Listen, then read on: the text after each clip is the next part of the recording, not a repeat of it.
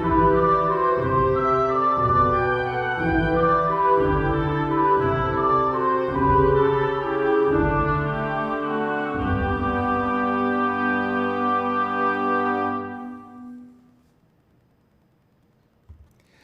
minha amiga, olá, meu amigo, como é que vocês estão? Bem-vindos a mais um episódio onde estudamos o Evangelho segundo o Espiritismo. Nós estamos no capítulo 7º, Bem-aventurados os pobres de espírito. Você percebe que eu estou sempre em dúvida do capítulo que eu estou, mas sim, é o capítulo 7º, é porque eu leio e esqueço em seguida. Hoje nós estudaremos o texto Aquele que se eleva será rebaixado. Então, sem demora, vamos para o texto de hoje. Aqui, este trecho está em Mateus. Por essa ocasião, os discípulos se aproximaram de Jesus e lhe perguntaram: quem é o maior no reino de Deus? Jesus, chamando a si um menino, o colocou no meio deles e respondeu: digo-vos em verdade que se não vos converterdes e tornardes quais crianças, não entrareis no reino dos céus. Aquele, portanto, que se humilhar e se tornar pequeno, como esta criança, será o maior no reino dos céus. E aquele que recebe em meu nome a uma criança, tal como acabo de dizer, é a mim mesmo que recebe. Está em Mateus 18.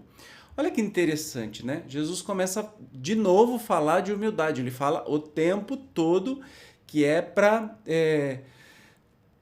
poupar os seus discípulos de guerrinhas, para saber quem que é o mais importante, quem que vai liderar, quem que é isso, quem que é aquilo. E ele diz assim: quem for mais humilde, quem for mais simples, quem tiver o coração, né, sem maldade, como uma criança, é aquele que vai entrar no reino dos céus. Jesus era danado de esperto. Mas vamos ver mais um trecho aqui de Mateus. Então, a mãe dos filhos de Zebedeu se aproximou dele com seus 2 filhos e o adorou, dando a entender que lhe queria pedir alguma coisa. Disse-lhe ele: que queres? Manda, disse ela, que estes meus 2 filhos tenham assento no teu reino, um à tua direita e o outro à tua esquerda. Mas Jesus lhe respondeu: não sabes o que pedes. Podeis vós ambos beber o cálice que eu vou beber? Eles responderam: podemos. Jesus lhes replicou: é certo que bebereis o cálice que eu beber. Mas, pelo que respeita a vos sentardes à minha direita ou à minha esquerda, não me cabe a mim vô-lo conceder, isso será para aqueles a quem meu Pai o tem preparado. Ouvindo isso, os 10 outros apóstolos se encheram de indignação contra os 2 irmãos. Jesus, chamando-os para perto, lhes disse: sabeis que os príncipes das nações as dominam e que os grandes as tratam com império.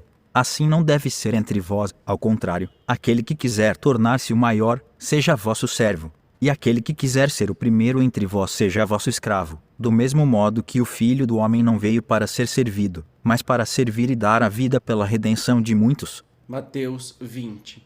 Então, essa mulher quer que os 2 filhos fiquem do ladinho de Jesus, né? Até uma prova de amor aí, porque ela não quis que ela fosse, mas que os 2 filhos fossem.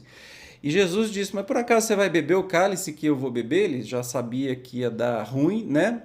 Porque a sociedade... os israelitas ou os judeus, né? Jesus era judeu e vivia na Palestina. Sabia que os judeus iam fazer de tudo para matá-lo ou para incriminá-lo, para, enfim, invalidá-lo de algum jeito. Portanto, ele sabia o que ia acontecer com ele. Aí ele disse: você vai querer beber esse cálice? Não, a gente bebe. Então, eles não sabiam nem o que estavam falando, né? E aí ele percebeu que os apóstolos ficaram enciumadinhos, né, para saber, nossa, então se esses 2 meninos vão sentar à direita e à esquerda, e nós, né? E aí ele de novo dá mais uma lapada, dizendo assim: não, meu filho, o negócio é o seguinte, o servo é que vai ficar mais elevado, né, e não o contrário. Esqueçam isso, que existe, né, essa adulação para colocar gente no poder que existe ainda hoje. A gente vê no nosso meio político exatamente isso. É o contrário, são os que mais servem, e os que mais servem é porque mais amam e não que querem ser servidos. Entende aí a grandiosidade disso? É muito bonito, né? Vamos ver mais um trecho, eu acho que da mesma situação, uma situação muito parecida, agora de Lucas. Jesus entrou em dia de sábado na casa de um dos principais fariseus para ir fazer a sua refeição. Os que lá estavam observaram. Então, notando que os convidados escolhiam os primeiros lugares, propôs-lhes uma parábola, dizendo: quando fordes convidados para bodas, não tomeis o primeiro lugar, para que não suceda que, havendo entre os convidados uma pessoa mais considerada do que vós, aquele que vos haja convidado venha a dizer-vos: dai o vosso lugar a este, e vos vejais constrangidos a ocupar, cheios de vergonha, o último lugar. Quando fordes convidados, ide colocar-vos no último lugar, a fim de que, quando aquele que vos convidou chegar, vos diga: meu amigo, venha mais para cima. Isso então será para vós um motivo de glória, diante de todos os que estiverem convosco à mesa, porquanto todo aquele que se eleva será rebaixado e todo aquele que se abaixa será elevado. Mais uma vez, dando essa lição, né, sobre humildade. Estas máximas decorrem do princípio de humildade que Jesus não cessa de apresentar como condição essencial da felicidade prometida aos eleitos do Senhor e que ele formulou assim: bem-aventurados os pobres de espírito, pois que o reino dos céus lhes pertence. Ele toma uma criança como tipo da simplicidade de coração e diz: será o maior no reino dos céus aquele que se humilhar e se fizer pequeno como uma criança. Isto é, que nenhuma pretensão alimentar a superioridade ou a infalibilidade. E a gente vê que a igreja, não tem muito tempo, decretou a infalibilidade do Papa. Contradiz o próprio Jesus, e é muito curioso esse tipo de coisa, né? Mas, enfim, avancemos. A mesma ideia fundamental se nos depara nesta outra máxima: seja vosso servidor aquele que quiser tornar-se o maior, e nesta outra: aquele que se humilhar será exalçado e aquele que se elevar será rebaixado. O Espiritismo sanciona pelo exemplo a teoria, mostrando-nos na posição de grandes no mundo dos espíritos os que eram pequenos na terra, e bem pequenos, muitas vezes, os que na terra eram os maiores e os mais poderosos, e que os primeiros, ao morrerem, levaram consigo aquilo que faz a verdadeira grandeza no céu e que não se perde nunca, as virtudes, ao passo que os outros tiveram de deixar aqui o que lhes constituía a grandeza terrena e que se não leva para a outra vida, a riqueza, os títulos, a glória, a nobreza do nascimento. Nada mais possuindo senão isso, chegam ao outro mundo privados de tudo, como náufragos que tudo perderam, até as próprias roupas. Conservaram apenas o orgulho que mais humilhante lhes torna a nova posição, porquanto veem colocados acima de si resplandecentes de glória aos que eles na terra espezinharam.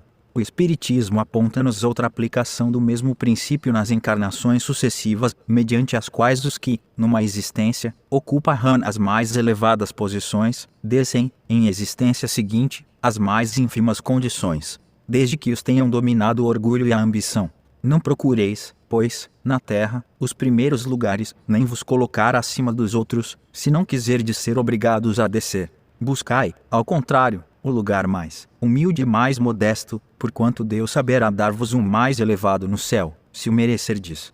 Bom, eu acho que mais claro do que isso, impossível. Bem-aventurados os pobres de espíritos. Bem-aventurados é uma tradução errada, é felizes os pobres de espíritos, né? Então, ficou muito claro para a gente qual é a receitinha de bolo que a gente tem que seguir se quiser aí avançar na nossa evolução moral, né? No próximo episódio, nós vamos continuar estudando nesse capítulo, mistérios ocultos aos doutos e aos prudentes. Eu, como sempre, te espero. Obrigado pela sua presença e até o próximo episódio. Tchau!